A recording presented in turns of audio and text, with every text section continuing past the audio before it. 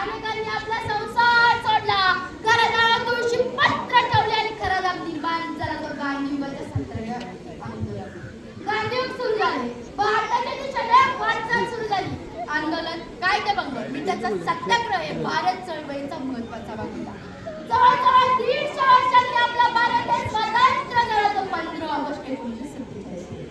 आपल्या भारताला स्वातंत्र्य मिळून जवळजवळ 80 वर्ष होत आली. पण संस्कृतीच्या खरेदीने आपणास लाभले राजा शिवरायांकडून, संस्कृतीच्या खरेदीने आपणास लाभले शिवरायांकडून. शिवरायांनी आपल्याला स्वराज्य मिळवण्यासाठी आपल्या लहानपणाला लावले, आपण विश्वास मावळे मानवले गमावले. म्हणून म्हणते आलो आलो आलो वादळ, कुणी आडवा त्याला वादळ.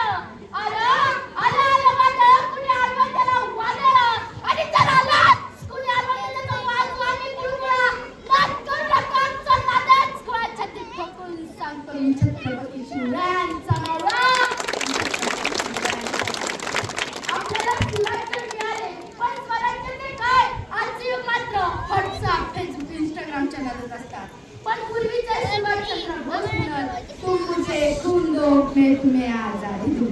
पण आताची युगात तुम्हाला तंबाखू काय मित्र चुना देतो.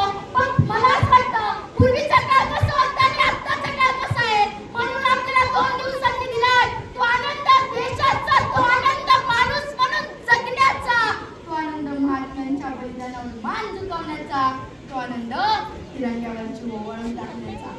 भगतसिंग म्हणायचे, व्यक्तींना मारून तुम्ही त्यांचे विचार कधी समजू शकत नाही. आणि त्यांच्याच बलिदानाने आज संपूर्ण महाराष्ट्रात स्वराज्याची झेंडी पेटली. त्यांनी दाखवून दिले की गुलामी जगण्यापेक्षा स्वातंत्र्यासाठी मरणे अधिक श्रेष्ठ आहे. स्वातंत्र्यासाठी मरणे अधिक श्रेष्ठ आहे.